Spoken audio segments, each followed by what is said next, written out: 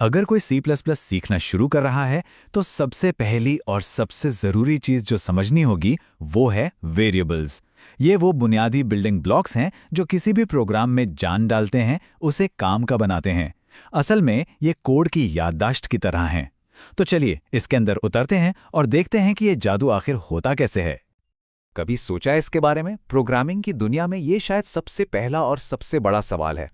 सोच के देखिए, अगर कोई प्रोग्राम जानकारी को सहेज ही नहीं सकता, तो वो ज़्यादा कुछ कर भी नहीं पाएगा, है ना? बस इसी एक बड़ी समस्या का एक बहुत ही सीधा-साधा समाधान है, वेरिएबल्स। तो ये वेरिएबल आखिर है क्या? इसे ना एक स्टोरेज बॉक्स की तरह सोचिए, जिस पर एक नाम का लेबल चिपका हुआ है। मतलब ये कंप्यूटर की मेमोरी में एक छोटी सी जगह है, जिसका हमने एक नाम रख दिया है और इसके अंदर हम कोई भी जानकारी, कोई भी वैल्यू डाल सकते हैं। ठीक है, तो ये तो समझ आ गया कि वेरिएबल क्या होता है, पर असल सवाल तो ये है कि इसे कोड में बनाते कैसे हैं। अच्छी बात यह है कि C++ में इसका एक बहुत ही सीधा और साफ सुथरा तरीका है। इसका जो फॉर्मूला है ना, उसके बस 3 सिंपल पार्ट्स हैं। सबसे पहले आता है डेटा टाइप, जिससे हम कंपाइलर को बताते हैं कि ये बॉक्स किस तरह का है, इसमें क्या सामान आ सकता है। फिर हम उस बॉक्स को एक नाम देते हैं, यानी वेरिएबल नेम, और अंत में हम तय करते हैं कि उस बॉक्स के अंदर रखना क्या है, जो है वैल्यू। चलिए एक उदाहरण देखते हैं। मान लीजिए हम लिखते हैं int age equals to 25। यहाँ int का मतलब है इंटिजर, यानी इस बॉक्स में सिर्फ पूरे नंबर आ सकते हैं, दशमलव वाले नहीं। हमने बॉक्स का नाम रखा है एज और उसके अंदर 25 डाल दिया है। कितना आसान है ना? एक और उदाहरण देखते हैं। यहाँ है 4, मतलब कैरेक्टर।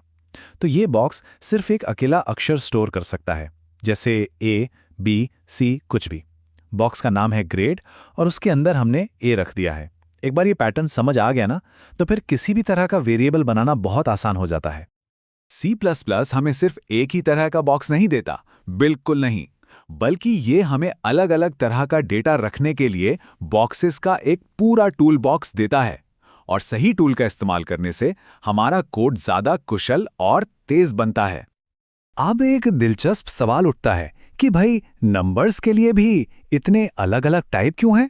देखिए, इंट, शॉर्ट, लॉन्ग लॉन्ग, ये सब हैं तो पूरी संख्याओं के लिए ही, पर इन्हें अलग अलग आकार के डिब्बे समझिए। एक छोटी सी संख्या के लिए बहुत बड़ा डिब्बा इस्तेमाल करना वैसा ही है जैसे एक पेन ले जाने के लिए पूरा ट्रक बुक कर लेना।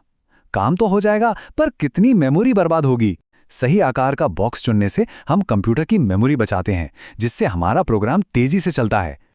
नंबर्स के अलावा, जैसा हमने पहले देखा, 4 टाइप है एक अकेले कैरेक्टर के लिए, और एक बहुत ही खास टाइप है बूल। इसमें सिर्फ 2 ही वैल्यूज आ सकती हैं, या तो ट्रू या फॉल्स, सही या गलत। ये छोटा सा टाइप आगे चलकर प्रोग्राम में फैसले लेने और शर्तें जांचने के लिए बहुत जरूरी है। और अगर हमें एक अक्षर से ज्यादा पूरा का पूरा नाम या वाक्य स्टोर करना हो तो उसके लिए मॉडर्न C++ में है std स्ट्रिंग, जो बहुत लचीला और सुरक्षित है। इसका जो पुराना तरीका था, जो C स्टाइल कहलाता है, उसमें कैरेक्टर्स की एक एरे बनानी पड़ती थी। ये छोटा सा बदलाव ही दिखाता है कि ये भाषा समय के साथ कितनी बेहतर और आसान हुई है। ठीक है, तो अब यहां से चीजें थोड़ी और दिलचस्प होने वाली हैं। हम सिर्फ वेरिएबल बनाते ही नहीं हैं, हम उनके व्यवहार पर कुछ खास नियम भी लगा सकते हैं, जैसे कि उन्हें बदलने से ही रोक देना। ये जो कॉन्स्ट कीवर्ड है ना, इसे समझिए कि हमने अपने स्टोरेज बॉक्स पर एक परमानेंट ताला लगा दिया है। एक बार जब कोई वैल्यू कॉन्स्ट वेरिएबल में डाल दी जाती है, तो उसे प्रोग्राम में कहीं भी बदला नहीं जा सकता। ये स्थिरांक बनाने के लिए बहुत अच्छा है, जैसे गणित में पाई की वैल्यू, जो कभी नहीं बदलती।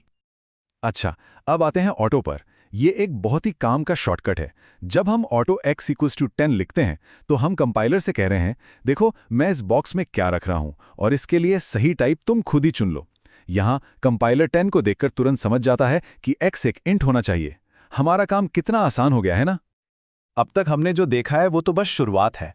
वेरिएबल सिर्फ साधारण वैल्यू रखने से कहीं ज्यादा कर सकते हैं। चलिए कुछ खास तरह के वेरिएबल्स पर एक तेज नजर डालते हैं, जो C++ को इतना शक्तिशाली बनाते हैं।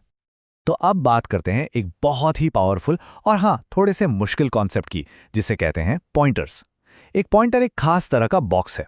ये खुद कोई वैल्यू नहीं रखता, बल्कि इसमें एक नोट होता है, जिस पर लिखा होता है कि दूसरा असली वैल्यू वाला बॉक्स मेमोरी में ठीक ठीक कहाँ मिलेगा। ये हमें सीधे कंप्यूटर की मेमोरी को मैनेज करने की अद्भुत क्षमता देता है, और यही इसे इतना शक्तिशाली बनाता है। अब स्टैटिक का कमाल देखिए। अगर किसी फंक्शन के अंदर एक स्टैटिक वेरिएबल बनाया जाता है तो वो अपनी वैल्यू को कॉल्स के बीच याद रखता है। वो रीसेट नहीं होता। जैसे इस उदाहरण में देखिए, काउंटर हर बार रीसेट होने के बजाय हर कॉल के साथ बढ़ता रहता है। 1, फिर 2, फिर 3। ये इसे काउंटर जैसी चीजों के लिए बिल्कुल परफेक्ट बनाता है। तो चलिए एकदम फटाफट से सारी बातों को समेट लेते हैं। पहली बात, वेरिएबल्स डेटा को स्टोर करने के लिए नाम वाली जगह हैं। दूसरी, उनका डेटा टाइप बताता है कि उनमें क्या रखा जा सकता है।